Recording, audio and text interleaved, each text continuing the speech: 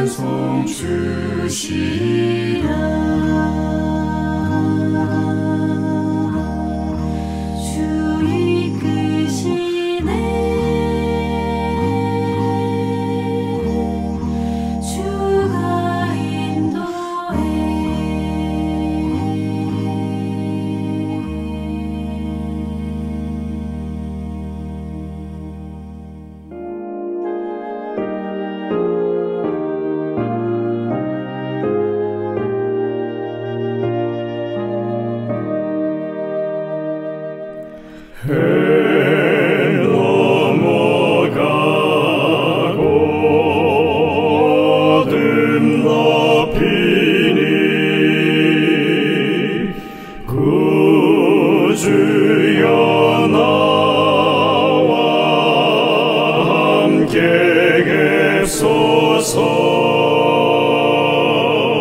내 친구 나를 위로 못할 때 내 도움 되신 주여 계소서. 내 사는 날이 속히 지나고 이 세상 영광 빨리 쇠하며 이 천지 만물 모두 변하나 변함이 없는 주여 계소서. 주 홀로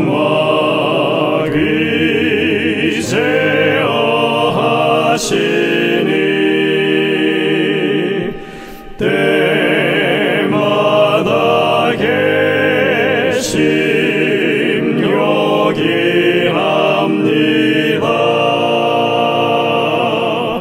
주같이 누가 보하리까.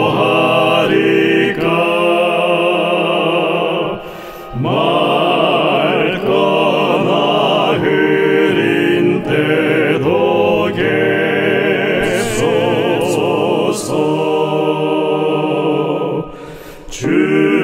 주께서 나와 함께 계시면 원수의 세력 두려움 없도다. 사망의 솜이 어디 있느뇨. 내 승리 되신 주여 계소서.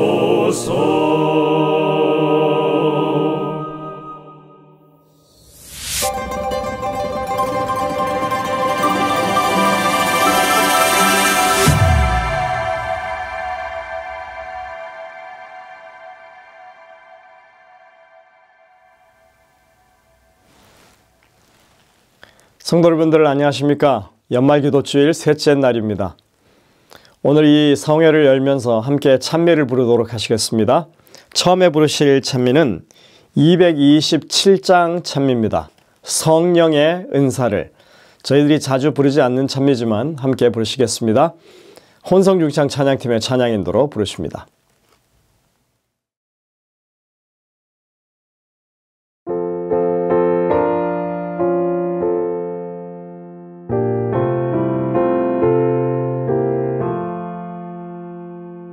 성령의 은사를 나에게 채우사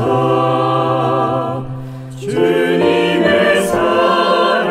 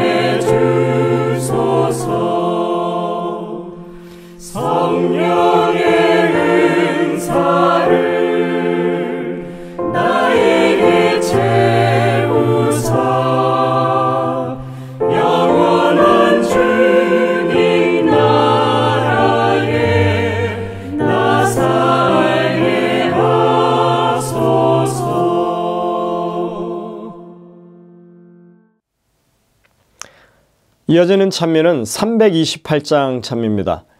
여러 해 동안 주 떠나. 이 찬미는 저의 찬양 인도로 함께 부르도록 하시겠습니다.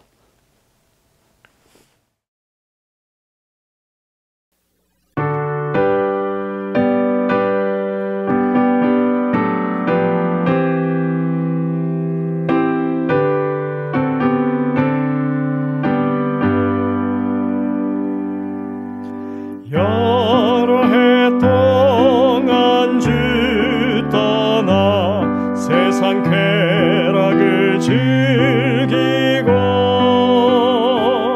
저 흉악한 죄에 빠져서 큰 구원 못 받았네. 오 사랑의 구주님, 내 마음 권엽니다. 곧 드셔서 나와 함께 계셔 내 생명이 되소서. 죄악의 죽을 인생을 심히 불쌍히 여기사 주 천국의 영광 버리고 이 세상에 오셨네. 오 사랑의 구주님, 내 마음 권엽니다. 곧 드셔서 나와 함께 계셔 내 생명이 되소서. 홍포를 입은 구주는 가시면류관 쓰시고 저 십자가 높이 달리사 그 아픔을 참았네. 오 사랑의 구주님, 내 마음 권엽니다. 곧 드셔서 나와 함께 계셔 내 생명이 되소서. 미련한 일의 인생은 주의 공로를 모르고 그 뜨거운 사막 가운데 늘 헤매고 다녔네. 오 사랑의 구주님, 내 마음 권엽니다. 곧 드셔서 나와 함께 계셔 내 생명이 되소서.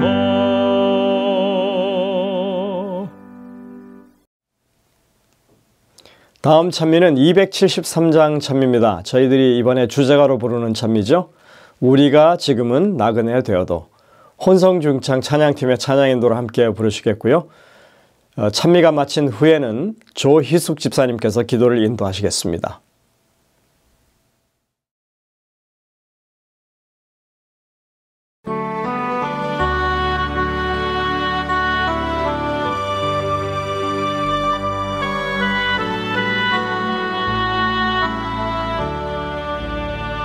우리가 지금은 나그네 되어도 화려한 천국에 곧 올라가리니 이 세상 있을 때 주 예수 위하여 우리가 힘써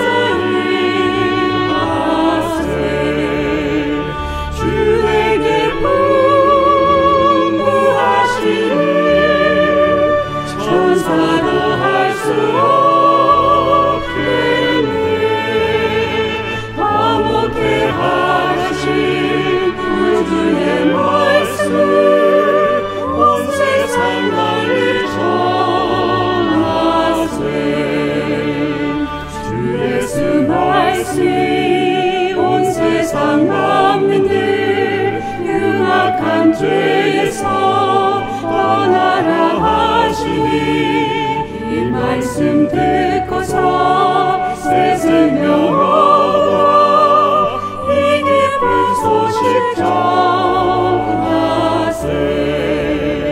주내게 분부하시니 천사도 할 수 없겠네. 아무게 하신 우주의 말씀을 온 세상 널리 전하세. 영생의 복락과 천국에 갈 길을 난 백성 알도록 나가서 전하세. 주 말씀하기를 이 진리 전하라. 우리에게 분부하셨네. 주에게 분부하시니 천사도 할 수 없겠네. 아무게 하신 우주의 말씀을 온 세상 널리 전하세.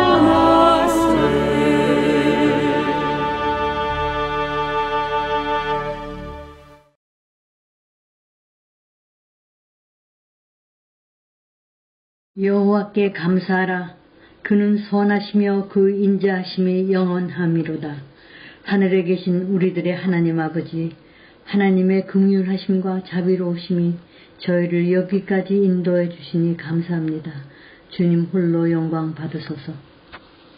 이제 2024년이 거의 저물어 가고 있습니다. 회개와 감사의 시간이 왔습니다. 조용히 지난해를 돌아보는 시간을 가졌으면 합니다. 만일 우리가 우리 죄를 자백하면 그는 미쁘시고 의로우사 우리 죄를 사하시며 우리를 모든 불의에서 깨끗하게 하실 것이라고 말씀해 주심에 감사합니다. 또한 주님의 용서를 받고 범사에 감사하는 저희 되게 도와주옵소서. 또 주님의 말씀을 전하러 오신 남대극 목사님과 함께 하셔서 천국의 복음을 전하는 그 입술에 주님께서 함께 하시고 저희의 영혼은 그 말씀에 흠뻑 젖어서 남은 여생 그 말씀대로 순종하며 살기를 간절히 원하며 범사에 우리 주 예수 그리스도의 이름으로 항상 아버지 하나님께 감사하며 이 모든 말씀 우리 주 예수 그리스도의 이름 받들어 간절히 기도드리옵니다. 아멘.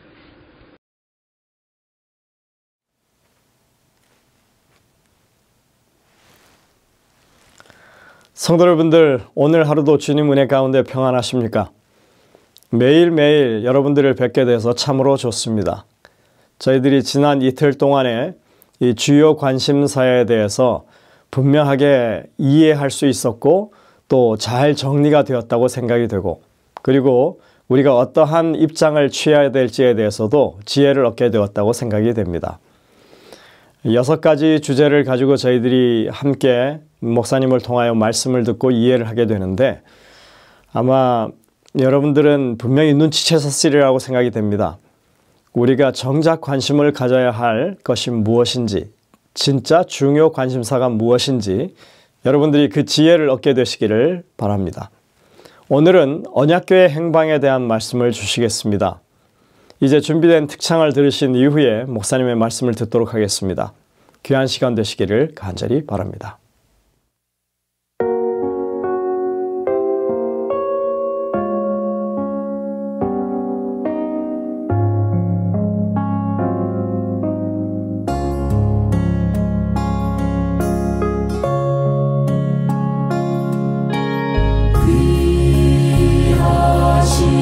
주여 날 붙드사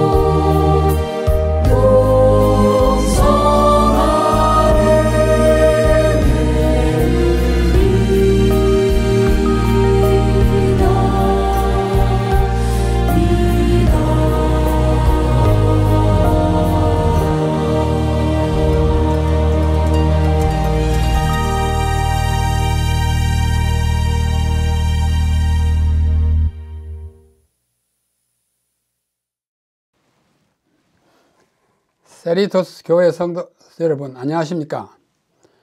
이번 주간에 함께 만나서 그동안에 좀 궁금했던 것, 좀 뭔가 이건가 저건가 미심쩍었던 문제 몇 가지를 함께 연구하는 시간을 가지게 되었습니다.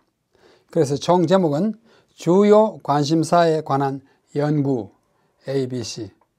여러분은 성경의 어떤 문제나 어떤 사항에 대하여 관심을 주로 가지고 계십니까? 아마 관심 가지는 영역이 꽤 많이 있을 것입니다. 그 중에 하나는 뭐냐면 언약궤가 어디로 갔는가 하는 것입니다. 저는 이 문제에 대한 관심이 아주 많았고 또 연구한 사람들의 그 흔적을 많이 더듬어 보았습니다. 그래서 오늘 세 번째 시간은 언약궤 행방 추적의 ABC. 지금 보여드리는 이 그림은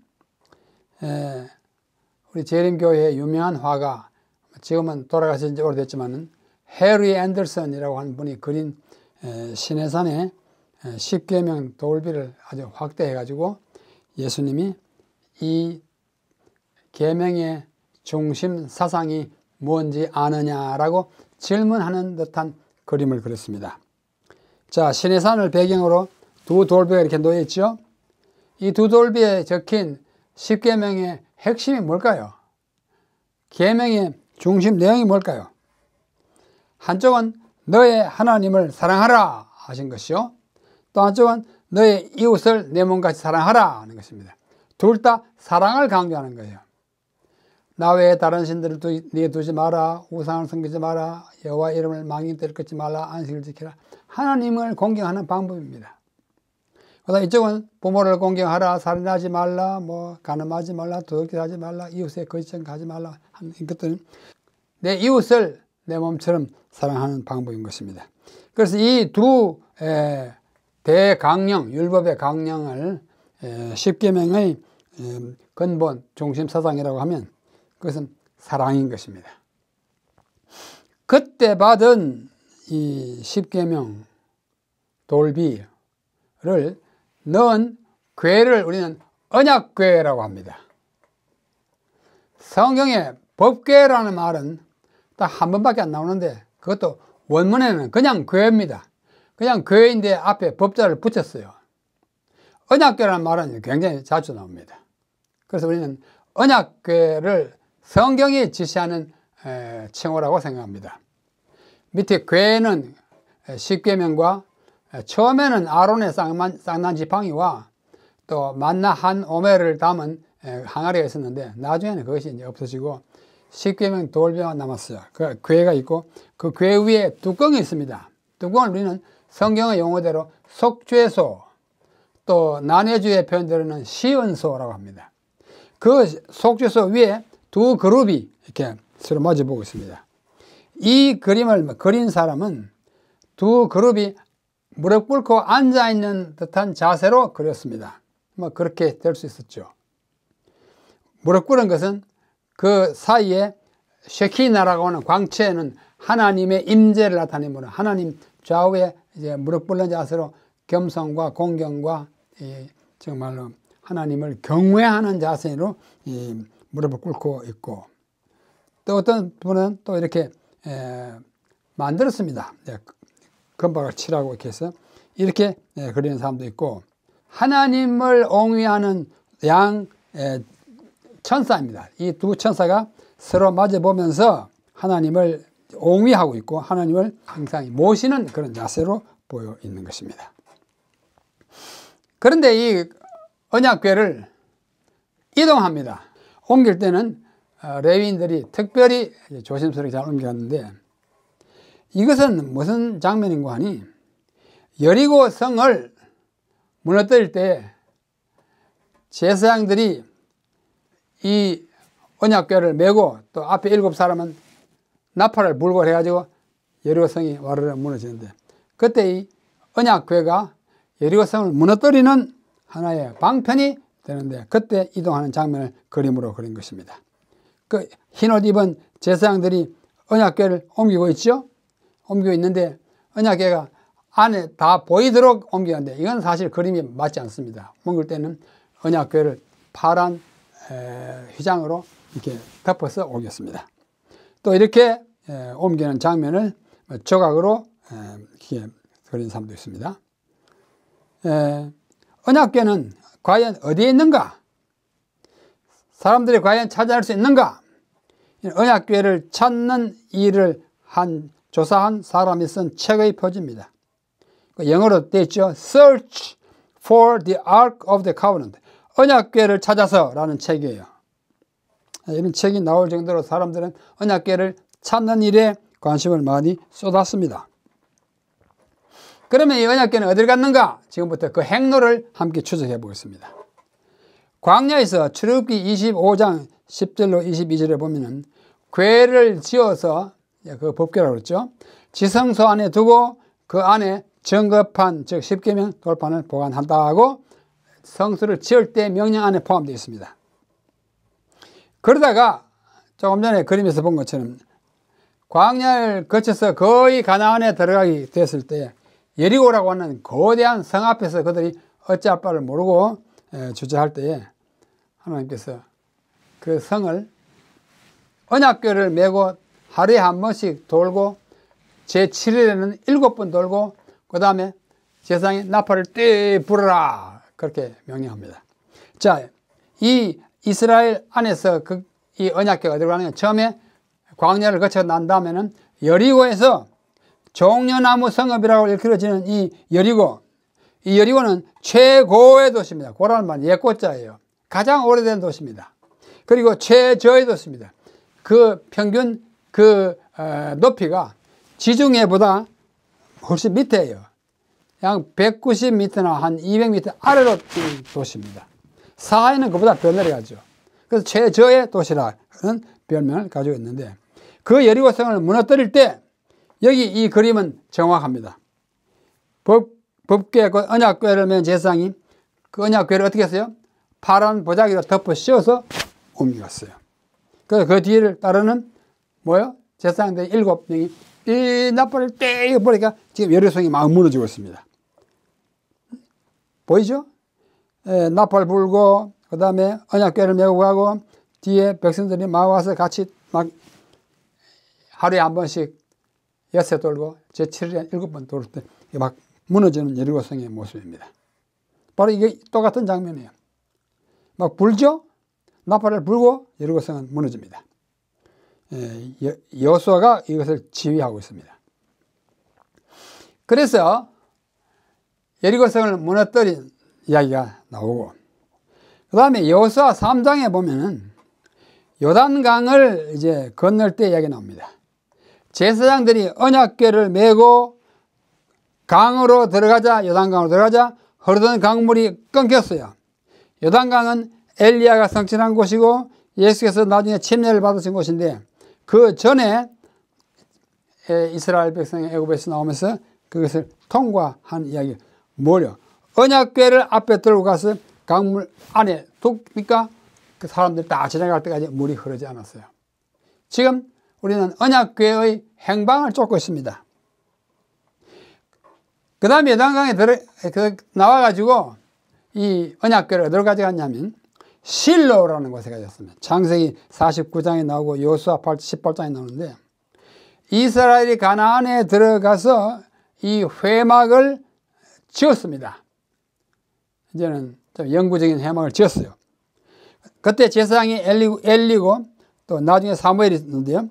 언약궤가 이때로부터 약 400년 동안 실로에 있습니다. 약 400년 동안. 솔로몬이 성전 지을 때까지 거기 있었어요. 오래 있었습니다. 이 요단강에서 언약궤를 메고 가는 제사장의 모습입니다. 이것 역시 언약궤 안에 위에 있는 그룹을 보여주기 위해서 이렇게 아무것도 덮지 않고 보였는데 실제로는 아까 파란 보자기를 덮어서 했다고 민수기에 기록되어 있습니다. 이 언약궤가 들어가자 요단강 물이 좌우로 갈라졌던 사실을 보여줍니다. 그래서 그것을 실로에 갖다 놓았는데요. 이것이 현재 실로의 모습입니다. 저쪽 건너편 산 밑에는 현재의 실로 사람들이 사는 곳이고 앞에 약간 노란색의 이 발굴할 흔적이 있는 곳은 고대 실로로서 언약궤가 바로 여기에 있었을 것으로 학자들이 추정하는 그곳을 사진 찍은 거예요. 여기에 성막이 있었고 그 안에 언약궤가 있었을 것이다 추측하는 것입니다. 아마 그랬을 것입니다. 그러다가 이제 사무엘 상에 와보면 블레셋 신전으로 옮겨갑니다. 사무엘 시대에 블레셋의 공격을 받았어요. 그래서 많은 피해를 입자 안 되겠다. 우리 조상들이 그 요단강을 건너게 했던 그 언약궤를 메고 나가면 우리가 싸우면서 이길지도 모른다 하는 좀 그릇된 확신을 가지고 좋다.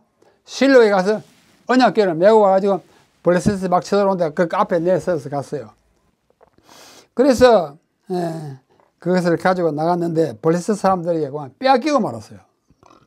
블레셋 사람들이 이스라엘 사람들의 신, 곧 하나님의 언약궤니까 소중히 모신다 하고 그들이 섬기는 우상, 다곤이 우상 그 블레셋의 신이에요. 다곤의 신 전에다가 갖다가 안치했습니다. 무슨 일이 생겼을까요? 그랬더니 다곤을 이제 신상으로 만드는 다곤이라는 말은 히브리 말로 물고기입니다. 고기. 물고기 신이에요. 그걸 신이라고 섬기는 블레셋 사람. 왜냐하면 블레셋은 지중해 연안에 있기 때문에 물고기에 대한 그 관심이 많아서 그들의 신을 물고기 형상으로 만들었어요. 그런데 그 물고기 신이 옆에 있고 하나님의 언약궤가 들어가니까 그날 밤 사이에 난리가 났어요. 이 다곤 신이 엎어져 가지고 목이 달아났습니다. 그리고 백성들 사이에는 독종이 번겨가지고 막 많은 사람들이 어렵게 됐어요. 그래야 블레셋 사람들은 안 되겠다. 이거 그냥 뒀다가는 우리 백성들이 다 병에 걸리겠다. 해가지고 그 언약궤를 원래 있던 곳으로 돌려줍니다. 그래서 실로에 다시 돌아왔어요. 그런 후에 이제 솔로몬이 성전을 짓습니다. 아주 잘 짓어요. 뭐 역대하 1장, 2장에 보면 굉장히 잘 짓습니다. 그 지은 다음에 이제 정말 400년 동안이나 그 허름한 그 실로의 성전에 있던 그 회막에 있던 그 언약궤를 옮겨다가 솔로몬이 지은 거대한 아름다운 성전 지성소에다 갖다가 모십니다. 솔로몬이 성전을 지을 때 필요할 경우에 언약궤를 숨기기 위해 성전 안에 후미진 곳에 골방을 만들었다고 전해집니다. 성경에는 없어요.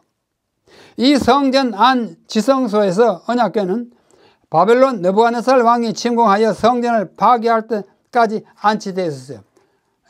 어떤 경우가 생겼을 때 숨기기 위해서 골방을 따로 만들어 놓고 그 골방대로 두고 성전 지성소에 이 언약궤를 갖고 있었어요. 솔로몬 시대에. 다윗, 솔로몬, 그죠?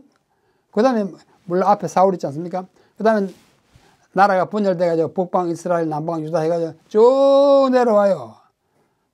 얼마 안 되랍니까? 한 300년, 400년 가까이 있다가 느부갓네살 바벨론 왕이 들어가지고 예루살렘을 3번이나 들어가가지고 마지막으로는 성전을 불태우고 그 안에 지성소를 다 파괴해 가져가 버리고 없었어요.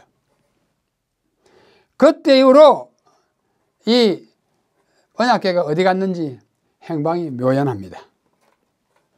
그런데 성경 밖에 문헌인 외경이라고 하는 경전이 있어요. 고대 이스라엘 백성들이 남겨준 경전에는 3가지가 있습니다.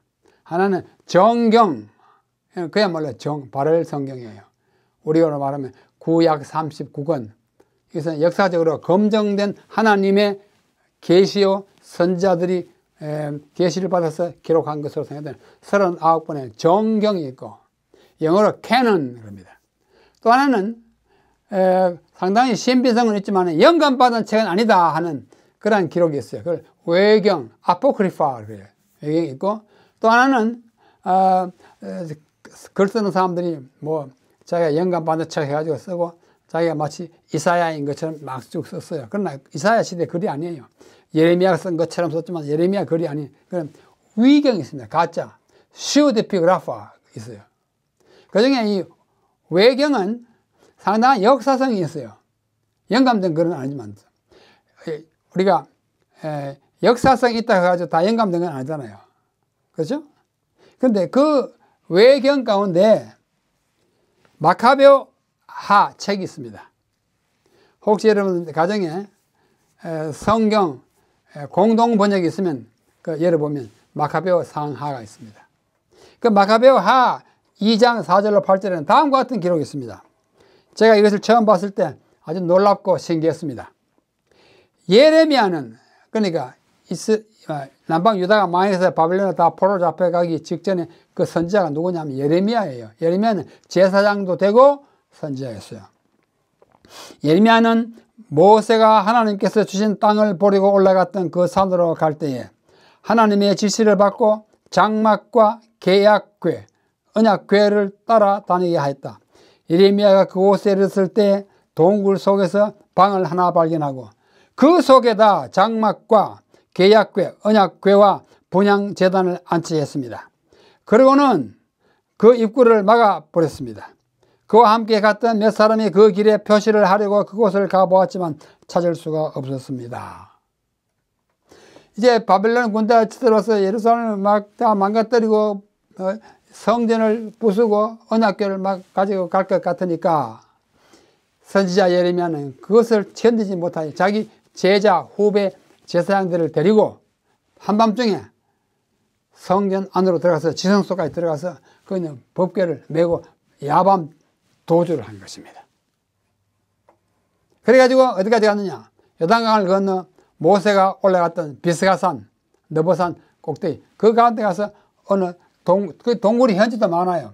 그 동굴 중에 하나에다 깊이 들어가서 숨겼다고 하는 것이 이 외경인 마카베오 하의 기록입니다. 예레미야가 이 말을 듣고 그들을 꾸짖었어요. 막 이렇게 표시하려고 한 사람들은. 하느님께서 당신의 백성을 다시 모으시고 그들에게 자비를 베푸실 때까지는 그 장소는 아무도 모르게 감춰두어야 한다. 그때에 가서 주님께서 이런 일들을 다 드러내 보이시고 주님의 영광과 구름이 나타날 것이다. 공동번역이에요. 다시 말해서 모세가 마지막으로 올라갔다가 죽은 산, 나중에 부활했지만 그 산 비스가산의 동굴 속에 언약궤가 감춰져 있다는 것이 이 외경인 마카베오의 기록인 것입니다. 그래서 이것을 믿은 영국의 동방연구소 소장 팀 크로스라고 하는 사람이 1981년에 약 40년 전에 한 일주일 동안 금식을 하고 비스가산에 가서 이 예레미야가 감춰둔 언약궤를 찾아내야지 하고 갔대요. 그래가지고 오랫동안 탐색을 한 끝에 발견했다고 믿었어요. 그래가지고 뭐 사진도 찍고 했는데 하여튼 딱 나와가지고는 온 세상 사람들 앞에 그걸 공개했습니다.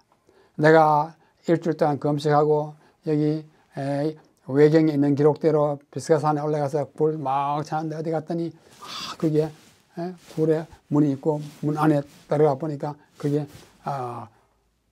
언약궤가 있었다고. 그래서 그야말로 그 기자회견을 했어요. 뭐 워싱턴 포스트, 뉴욕 타임스, 로스앤젤레스 타임스, 뭐 세계 다른 나라에서 온 많은 사람들 해가지고 그것이 1981년 아주 전 세계에 공표됐습니다. 언약궤가 발견됐다 그거예요. 그래가지고 워싱턴 포스트, 뉴욕 타임스 막 나니까 한국에서 한국일보, 동아일보, 조선일보 다 그걸 인용 보도해가지고 크게 났어요. 제가 제 눈으로 다 봤어요. 신문 기사를. 그런데 기자들이 그러면 그때 사진 찍었지 않느냐? 사진 찍었다고. 사진 찍었는데 와서 나와보니까 사진이 안 나오더라 그래. 여기서 좀 믿음직하지 못한 일이 생기는 것입니다. 센세이션을 일으켜 놓고 뒷감당을 못해가지고 그것은 가짜로 판명됐어요. 한때 온 세계를 놀라게 한 일이 톰 크로스터의 이야기입니다. 그 다음에 성전산 속에, 성전산이 어디냐면 그 예루살렘에 성전이 세워졌던 산 속에 숨겨 있다. 느부갓네살이 와서 탈취해 가기 전에 반석의 돔, 지금의 반석은 아주 아름다운 반석 돔 좀 이따 보여드릴게요.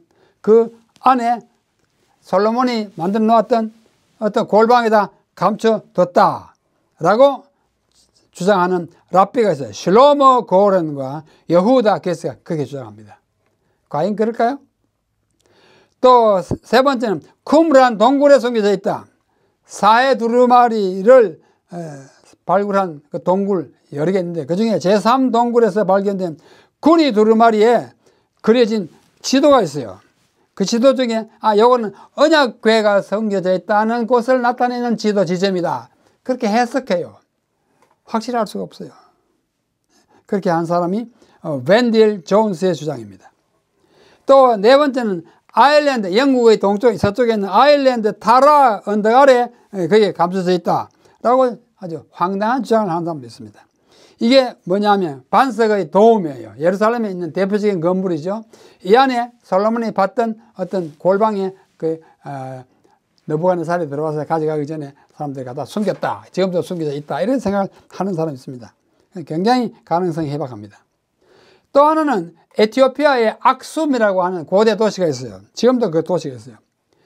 스바의 여왕이라는 이야기가 나오지 않습니까? 솔로몬을 방문했던 스바의 여왕 이야기가 열왕기상 역대하 9장에 나오는데 이 스바의 여왕이 예루살렘에 가지고 솔로몬에게 그 예물을 주고 거기서 뭐 칭찬을 많이 하고 또 뭐 질문도 많이 해보고 이제 돌아갔어요. 오랫동안 머물다가 돌아갈 때 솔로몬이 제사장들과 그 여러 사람을 같이 동행해서 보냈습니다. 같이 가 살으라고. 그래가지고 같이 왔어요. 근데 그 에티오피아에 있는 국민 서사시 이름이 케브라 나가스라는 거예요. 왕들의 영광이라고 하는 책에 보면 이게는 에티오피아 사람들은 그것은 진짜 영감된 책으로 받아들이는 책이에요. 거기 보면 그때 딸려 보낸 제사장들이 우리가 거기 가면 법궤도 없고 성전도 없는데 우리 어떻게 하란 말이냐 해가 자기들이 모의해가지고 밤에 스바의 여왕이 예루살렘에 떠나기 전날 밤에 들어가서 그 솔로몬의 성전 안에 있는 언약궤를 가지고 나와서 밤에 이렇게 덮어가지고 남몰래 그 다음날 떠날 때 그걸 같이 가지고 떠났어요. 떠났다고 적혀 있어요. 그래가지고 그걸 어디까지 가져갔느냐? 에티오피아의 고대 도시 그 수도인 악숨에 큰 교회가 있는데 교회 그 안에다 감춰놨다 이렇게 이야기합니다. 그렇게 해요. 그래서 이 스바의 왕이 그들의 전설에 의하면 예루살렘에서 떠나기 전에 솔로몬의 아이를 빼가지고 갑니다. 우리는 참 믿을 수 없지만 그들은 그렇게 믿어요. 그래서 그 아이를 가는 도중에 아이를 낳습니다. 먼 길이니까 예루살렘에서 이제 아라비아까지 그때 걸어가니까 얼마나 시간 많이 걸려요. 그 아이가 나중에 황제가 됩니다. 메넬리크 1세라는 황제가 됩니다. 그래서 황제로 등극하기 전에 자기가 아버지가 거기 예루살렘에 있는 유다의 왕이라는 것을 그 어머니가 인지시켜 주니까 그 아버지를 만나서 뭐 왔다 갔다 하는 얘기도 있습니다. 하여튼 거기서 그들이 교회를 세워가지고 그 교회 안에 이 언약궤를 훔쳐간 언약궤를 갖다 두었다 이렇게 생각합니다. 좀 우리가 보기에는 황당하지만 그들은 확실히 믿고 있어요. 이게 악숨에 있는 시온의 마리아 교회입니다. 이 안에 있다고 그들은 철통같이 믿어요. 우리는 그러나 적반할 수가 없습니다. 자, 여섯 번째는 이집트의 사하라에 이스라엘 사람들이 살고 있던 고대 신전 도시에 언약궤가 있다고 고고학자 마이클 샌더스가 주장합니다. 이것도 참 믿기가 힘듭니다. 왜 언약궤가 애굽으로 갔다고 하는지 알기가 힘든 것입니다. 일곱 번째는 예루살렘 가든 툼 지하에 있다 그럽니다. 가든 툼이 뭐냐면 예루살렘에 가면 예수님의 무덤이 두 개 있어요. 하나는 뭐 가짜겠죠. 하나는 지금 예루살렘의 Old City 고도성 가운데 있는 예수님 묘라 무덤이에요. 거룩한 무덤 교회에 있습니다. Holy Sepulchre, The Church of Holy Sepulchre라고 하는 교회가 있는데 거기 가면 그 무덤이 있는데 거기에 묻혔다가 이제 뭐 부활했으니까 거기가 무덤 교회 그 자리가 무덤이었다 그러고, 또 하나는 예루살렘 고대 도시 북쪽 밖에 가면 늘 정원으로 된 툼이 또 있어요. 그걸 우리 가든 툼이라고 합니다. 그것은 이제 19세기에 예루살렘을 통치하고 있던 영국의 그 장군이 찰스 골든, G-O-R-D-O-N, 골든이라고 하는 장군이 예루살렘 성 위에서 올라갔다 보니까 저기 해골같이 생긴 언덕이 있어요. 해골같이 생긴. 해골이 골고다가 해골이잖아요. 저게 골고다겠다 해가지고 가서 여기가 예수님이 묻혔을 것이다 해가지고 그때부터 그 지역을 마치 무덤인 양 지지하는 사람들이 많이 생겨났습니다. 자, 여기 보십시다. 한 가운데 조금 왼쪽에 보면 Church of the Holy Sepulchre 있지 않습니까?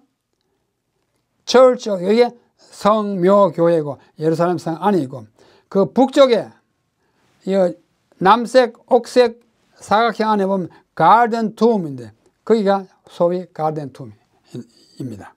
그것을 발견한 사람이 골든 이름을 따서 골든 툼이라고도 하는데요. 거기 가면 이런 무덤이 있어요. 옛날에는 이게 굴 무덤이니까 여기가 예수님의 무덤이었을 것이다 라고 주장하고, 그 다음에 여기 그 벽에 보면 그 옆에 그 바깥 벽에 마치 사람의 얼굴처럼 생긴 이렇게 지형이 있지 않습니까? 눈이 이렇게 코가 있고, 저게 해골이다, 저게 골고다다.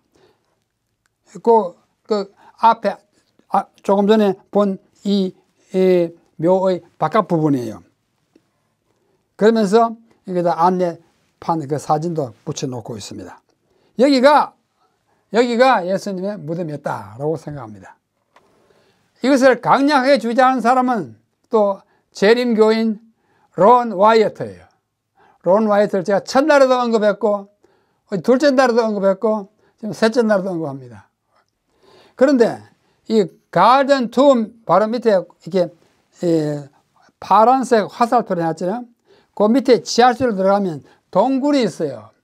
시드기야 동굴이라고 합니다.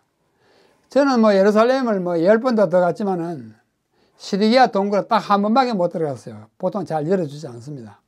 그 안에 들어가면 굉장히 넓은 공간이 있어요. 그 안에 들어가면 공간인데, 이 공간을 돌 사이로 공간을 쭉 나가지고 저기 바깥으로 나가서 예루살렘 밖에 나가서 저쪽 이제 여리고로 내려가는 길로 통한다고 합니다. 지금은 그렇게 통하지 않도록 막아놨지만, 자, 이게 바로 시드기야 동굴이에요. 왜 시드기야 동굴이라 일컫는고 하니, 시드기야가 바벨론에 이제 포로로 되기 직전에 이제 마지막 왕이잖아요. 이제 자기의 목숨을 구하기 위해서 동굴을 뚫고 그 사이를 지나가지고 도망을 갔겠다는 그 전에 내려온 이야기 때문에 이 동굴을 시드기야 동굴이라고 그럽니다. 자, 이런 아주 넓은 광장도 있어요. 여기에 어딘가 숨겨져 있을 것이다. 뭐가요? 언약궤가. 아니면 이 굴을 통과해가지고 예레미야가 비스가 산에 갔을 것이다. 이렇게 사람들은 추측하는 것입니다. 추측은 자유죠. 그런데 이 사람이 론 와이어트예요. 론 와이어트가 그 주장하는 그 가든 툼의 외벽에 있는 그 구멍을 뚫어서 들어가서 이런 곳을 찾아냈다고 합니다.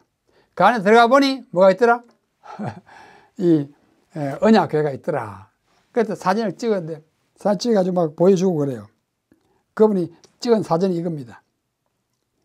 이게 언약궤 같습니까? 위에 둘 그룹이 이렇게 마주보는 모양이 보이죠? 이걸 가지고 막 세상에 또 막 떠벌렸어요. 사람들이 진짜인가 가짜인가 진짜인가. 이걸 막 그 책으로 막 내고 하니까 이스라엘 당국이 당신은 언제 거기가 들어가서 했냐고. 우리는 당신이 거기 가서 들어가서 파도록 허락을 내준 데 없다. 그러니까 아니야, 난 허락 받고 가서 했다. 이렇게 서로 막 싸우고 다고 한 사이에 모든 사람들이 이 사람이 거짓말을 하는구나 라고 이해하게 되었어요. 이런 식으로 그가 언약궤가 생겼더라라고 주장하게 생겼습니다. 그의 주장은 한 걸음 더 나아갑니다. 바로 그 언덕 안쪽 위에 예수님이 십자가에 달려 돌아가시는 십자가 꽂혔던 자국이다.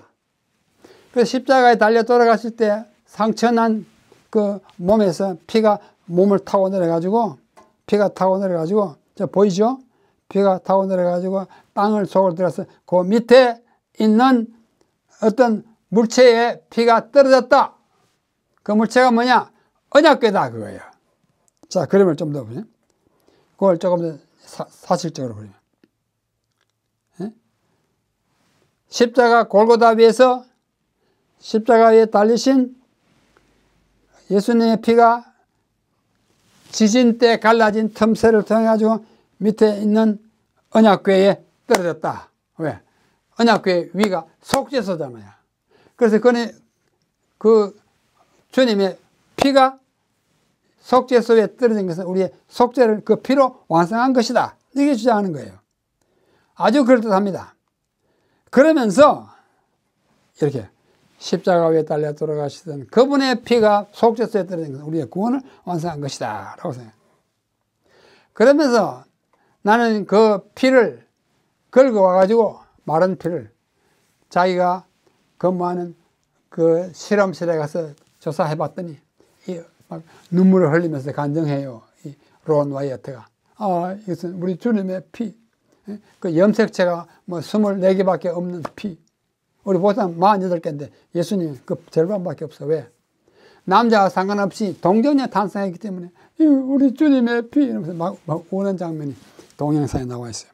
그것을 본 많은 사람들이 동영상을 저에게 보냈어요. 전화로 동영상 카카오톡으로 막 보내. 이게 진짜입니까? 이게 진짜입니까? 이게 아닙니까? 그래서 제가 이걸 관심을 갖게 됐습니다. 진짜일까요? 가짜일까요? 이에 대한 반응은 다음과 같습니다. 자, 와이어트는 전문적인 고고학자들과 성경학자들의 신뢰를 받지 못했습니다. 가든 툼 어소시에이션 오브 제루살렘, 예루살렘의 가든 툼 협회는 그곳을 방문한 이들에게 다음과 같은 안내문을 건네주고 있어요. 이건 앞에 있는 영어 이것을 이렇게 번역한 것입니다. 가든 툼 협회는 런던에 있어요. 이 협회의 회의는 예루살렘 가든 툼으로 알려진 지역의 경내에서 원래의 언약궤 또는 성경에 나오는 다른 물품들을 발견했다고 하는 와이어트의 주장을 전적으로 반박한다.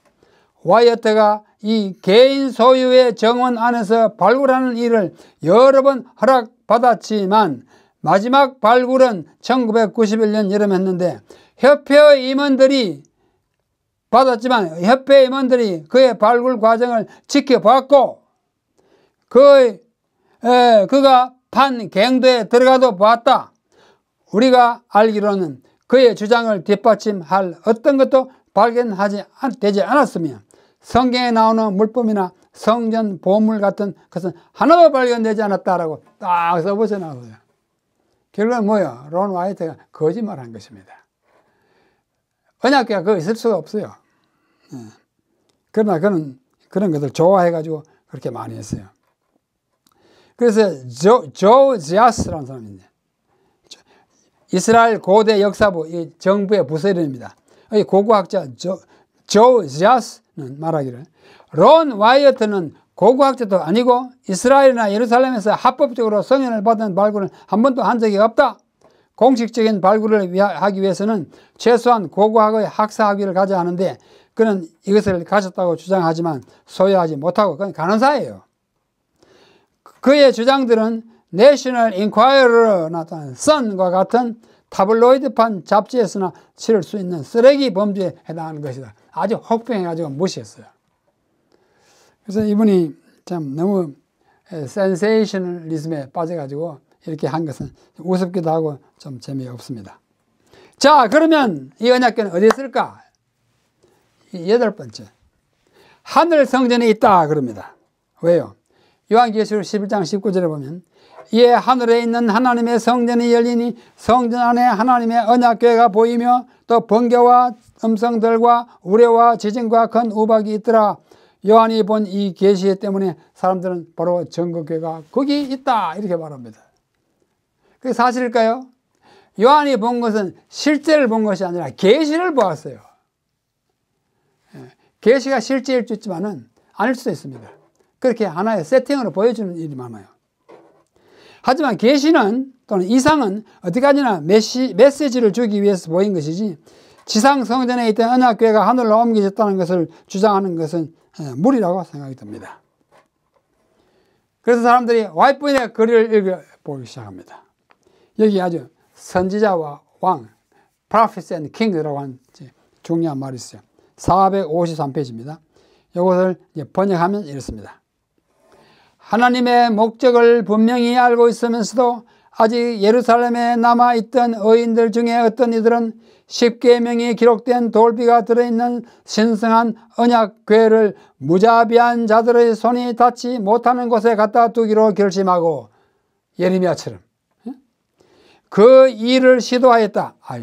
너 보는 사람들은 이게 다 막아놓을 텐데 안 되겠다. 이제 보관하려고. 그래서 그들은 슬프고 비통한 마음으로 그 궤를, 언약궤를 굴 속에 감추었다. 이런 점에서는 아까 그 외경의 이야기, 마카베오 하의 이야기와 일맥상통하는 것입니다. 감추었어요. 이스라엘과 유다 백성들의 죄로 인하여 그것은 그들에게서 숨겨졌으며 다시 그들이 찾을 수 없었다. 그 언약궤는 아직도 숨겨져 있다. 이것은 감춰진 일에 결코 침해를 당하지 아니하였다. 와이프의 글입니다. 저는 그렇게 믿습니다. 아직 아무도 발견했다고 하는 말은 진실이 아닌 것으로 생각합니다. 또 1901년에 다음과 같이 말했습니다. 또 번역하면 파란 글자만 읽겠습니다. 그 귀한 율법의 기록은 언약궤 안에 놓여졌고 지금도 거기 있으며 인간 가족으로부터 감춰진 채로 안전하게 놓여 있다. 어딘가에. 아마 굴 속에 있겠죠.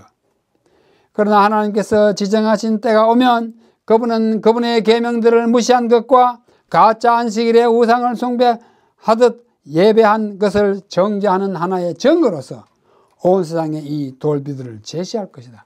그 날이 올 것입니다. 돌비들이 제시할 거라고 그랬어요. 아직 제시 안 됐습니다. 자, 오늘의 연구를 요약하겠습니다. 1.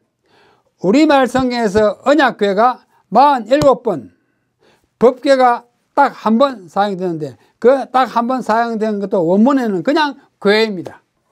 법궤는 편의상의 명칭이고 언약궤가 성경의 원뜻에 부합하는 명칭입니다.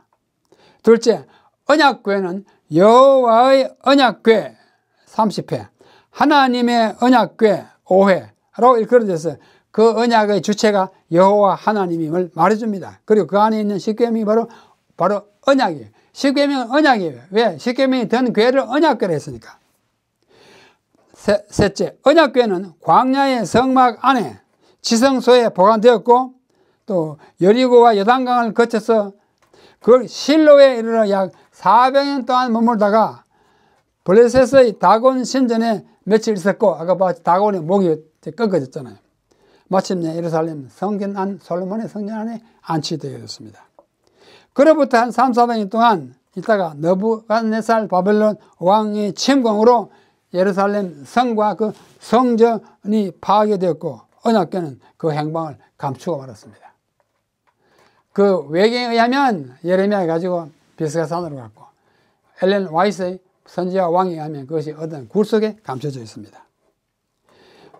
다섯 번째, 비스가산에 있다, 성전산에 있다, 쿰란 동굴에 있다, 아일랜드에 있다, 에티오피아 악숨에 있다, 교회다, 이집트의 자하라에 있다, 예루살렘 가든 툼의 지하에 있다 등이 일단 여러 학설이 분분하지만 어디에 있는지는 아무도 모릅니다.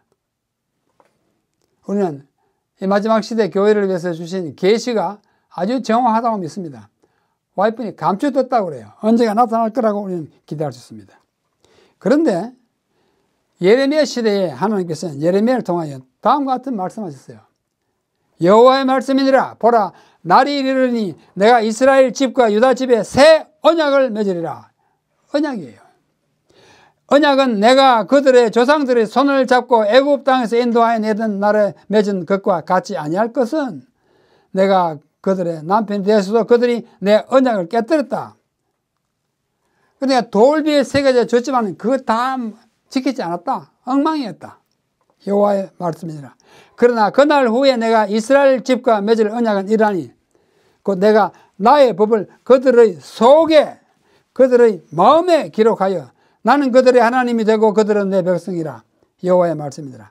그들이 다시는 각기 이웃과 형제를 가리켜 이르기를 너는 여호와를 알라 하지 아니하리니 이는 작은 자로부터 큰 자까지 다 나를 알기 때문이다. 돌에 새겨가지고 줬는데도 안 지켜가지고 바벨론 포로로 갔잖아요. 아, 안 되겠다. 마음에 새겨야겠다. 하나님의 법이 우리 마음에 새겨질 때 참으로 그것은 우리의 행동을, 우리의 생각을, 우리의 삶을 통제할 것입니다. 우리 모두가 율법을 사랑하는 마음으로 우리 마음에 새겨서 살아간다면 가장 성공적인 삶을 살아가게 될 것입니다. 앞으로도 하나님의 언약궤가 여기서 발견했다 믿지 마십시오. 저기서 발견했다 아닐 거야. 내가 봤다 글쎄. 확실한 건 뭐예요?